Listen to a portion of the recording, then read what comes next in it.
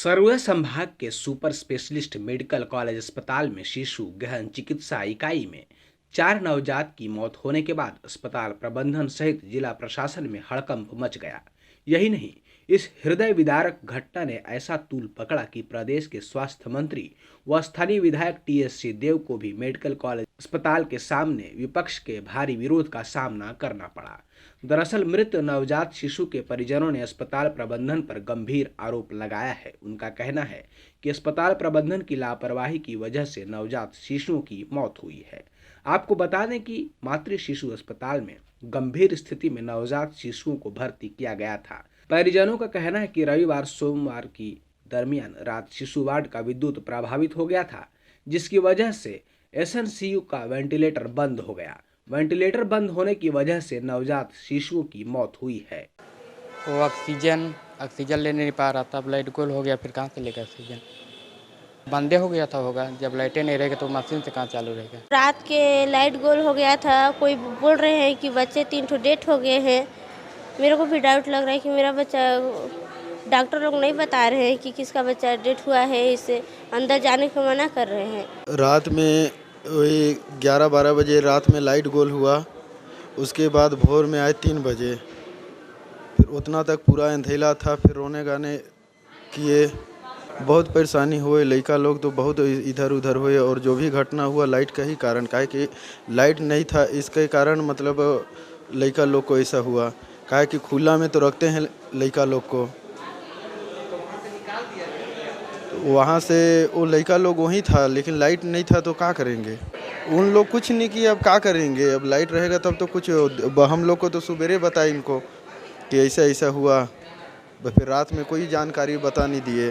तो अभी तीन तो बता रहे थे सुबेरे। इधर नवजात शिशुओं की मौत की सूचना मिलते ही कलेक्टर कुंदन कुमार तत्काल मेडिकल कॉलेज अस्पताल पहुंचे। इस दौरान कलेक्टर ने मेडिकल कॉलेज के डीन समेत तमाम प्रशासनिक अधिकारियों एवं स्वास्थ्य अधिकारियों की बैठक ली। वहीं मीडिया से बातचीत करते हुए कलेक्टर ने पावर कट होने की वजह से शिशुओं की मौत होने की बात से इनकार किया है। कलेक्टर ने विभाग प्रमुख और टेक्निकल स्टाफों के बयान के आधार पर बताया कि ये सच है कि 4 बच्चों की मौत हुई है। इनमें से 2 बच्चे एसएनसीयू में थे। अभी भी 6 में से 4 बच्चे एसएनसीयू में हैं। वहीं उन्होंने कहा विभिन्न कारणों से बच्चों की स्थिति गंभीर थी। एसएनसीयू में जो है 4 बच्चों का जो मामला आया है वो 5:30 से लेके और 8:30 बजे तक 4 बच्चों की मृत्यु हुई है। उसमें बिल्कुल सही है वो। और उसमें जो बच्चे थे वो क्रिटिकल कंडीशन में थे। उसको डीन साहब और अच्छे से बताएंगे। और हम लोगों ने बातचीत की, इलेक्ट्रीशियन से बात की, जो doctor on duty doctor Gauri थे उनसे भी बात की है।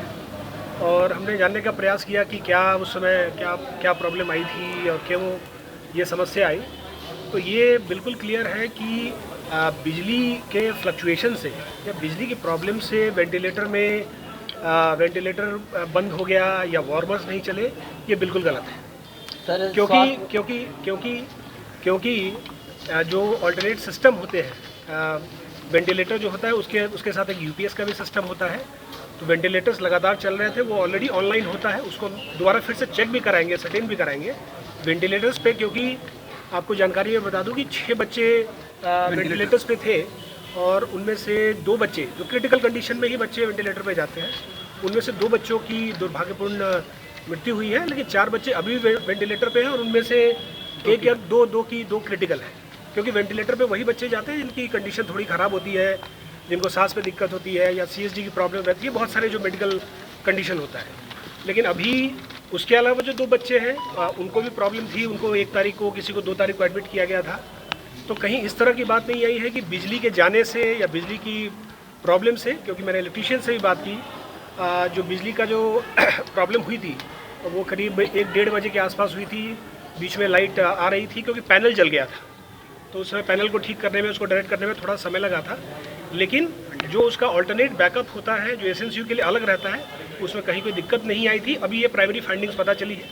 अभी जब हम एक टेक्निकल कमेटी बनाएंगे और चीज़ों को और देखेंगे, सारे सीसीटीवी के फुटेजेस लेंगे, तो चीज़ों को और सर्टेन कर पाएंगे। अभी मैं जो टीम से बात कर रहा था उसमें मैं एक डॉक्टर से भी, जो डॉक्टर ऑन ड्यूटी, उनसे भी बात किया है। हमारा जो वेंटिलेटर्स थे they were on throughout the time. कहीं पे कोई प्रॉब्लम नहीं थी। वेंटिलेटर पे टोटल 6 बच्चे थे, 4 बच्चे अभी भी हैं और अभी दे आर डूइंग फाइन। उनमें से 1-2 की स्थिति खराब है, जैसा डॉक्टर साहब बता रहे हैं। तो जो डॉक्टर्स की जी कितने बच्चे उस समय मौजूद थे और परिजनों को उनके बच्चे ले जाने के लिए वार्म अप करने के लिए क्यों कहा गया? बीच में जो जैसा डीन साहब से बात हुई है कि बीच में जो क्या बोलते हैं उसको, हाँ, वार्मर में जो फ्लक्चुएशन आ रहा था उसमें MBC क्या बोलते हैं उसको, KMC। तो बच्चों को क्या होता है कि जब थोड़ा सा जिनको ठंड लगती है तो उनको मार्सुपियल केयर के लिए परिजनों को बुलाया जाता है। तो जो डॉक्टर ऑन ड्यूटी बता रहे थे कि कुछ मदर्स को बुलाया गया था, ये भी एक रूटीन प्रक्रिया होती है, क्योंकि मदर्स के आ जाने से क्या है, बच्चा थोड़ा सा कोजी भी फील करता है। तो ऐसा नहीं है कि बिजली के जाने की वजह से ऐसा होता है, ये नॉर्मल प्रक्रिया होती है। और उनमें से मेरे को लगता है 4-5 मदर्स को बुलाया गया था, उनमें से 2-3 की कंडीशन अभी भी ठीक है। कुंदन कुमार। इधर जिला अस्पताल के SNCU में भर्ती नवजात शिशुओं की मौत मामले को लेकर भाजपा ने मोर्चा खोल दिया है। भाजपा प्रदेश प्रवक्ता अनुराग सिंहदेव और भाजपा कार्यकर्ताओं ने जिला अस्पताल परिसर के बाहर बीच सड़क पर बैठकर प्रदर्शन करते स्वास्थ्य मंत्री TS सिंहदेव के इस्तीफे की मांग की है। देखिए, 4 बच्चों के नवजात बच्चों के आकस्मिक मृत्यु की सूचना मिली और हम सब लोग यहाँ पर मिलने के लिए आए। डीन से मुलाकात हुई और वार्ड में भी जाके बातचीत हुई। मुझे लगता है कि एक गंभीर परिस्थितियां छत्तीसगढ़ में और ख़ास तौर पर अंबिकापुर में निर्मित है। अस्पताल प्रबंधन की और सरकार की लापरवाही चरम पर है। जानकारी के अनुसार जनरेटर और लाइट्स यहाँ पर बंद हो गई थी और एक लिमिटेड टाइम तक वेंटिलेटर का बैकअप रहता है निर्धारित समय तक, और ठंड का मौसम है, ठंड सरगुजा में ज़्यादा रहती थी। बच्चे कार्डियक पेशेंट भी हैं बताए जा रहे थे। उस समय कार्डियक पेशेंट रहने के बाद उनको जिस तरीके का ठंड से बचाने के लिए जो इलेक्ट्रिसिटी बैकअप की आवश्यकता थी वो वहाँ पर संभवतः उपलब्ध नहीं था। किंतु लीपापोती करने का काम प्रशासन के द्वारा किया जा रहा है। नवजात बच्चों की मृत्यु बहुत ही गंभीर और जघन्य मामला है और मुझे लगता है कि ये निरंतर छत्तीसगढ़ के जिला अस्पतालों में, मेडिकल कॉलेज में ये निरंतर जारी है। और चूंकि अंबिकापुर एक ऐसा सेंटर है जहां आसपास के लोग सब निर्भर हैं, एक ऐसा सेंटर है जहां पर लोग रेफरल केसेस यहीं पर आते हैं, तो मुझे लगता है कि यहाँ की जो व्यवस्था है वो अत्यंत ही दयनीय और जर्जर है। स्वास्थ्य मंत्री जी यहीं के हैं, उनको इतनी बड़ी लापरवाही के लिए अपने पद से तत्काल इस्तीफा देना चाहिए। यहाँ पर जो ड्यूटी डॉक्टर्स थे, जो जिम्मेदार लोग हैं, अस्पताल प्रबंधन है, इनके खिलाफ तत्काल FIR दर्ज करके कार्रवाई की जाए और साथ में जो बच्चे हैं जिनकी मृत्यु हुई है उनके परिजनों को उचित मुआवजा दिया जाए। भारतीय जनता पार्टी इस पूरे मामले की जांच की मांग भी करती है। हम इसके खिलाफ प्रदर्शन करेंगे और ये जो लचर स्वास्थ्य व्यवस्था है इसके खिलाफ हम मुखरता से आवाज़ उठाएंगे। आगे भी तो ऐसा होता रहा है, कोई भी ठोस कदम उठाया नहीं जाता। कई वर्षों से पहले भी बच्चों की मौत हुई। नहीं, पूर्व में लगातार मैंने कहा कि लगातार इस प्रकार की घटनाएं प्रकाश में आती रही हैं। अलग अलग समय पर अलग अलग बहाने ठोके जाते हैं, लेकिन वास्तविकता ये है कि अस्पताल की जो व्यवस्था है वो कुल मिलाकर भगवान के भरोसे है। यहाँ की सरकार, यहाँ का जो प्रशासन है ये पूरी तरीके से लचर है और इन्होंने किसी प्रकार की पूर्व तैयारी नहीं की है।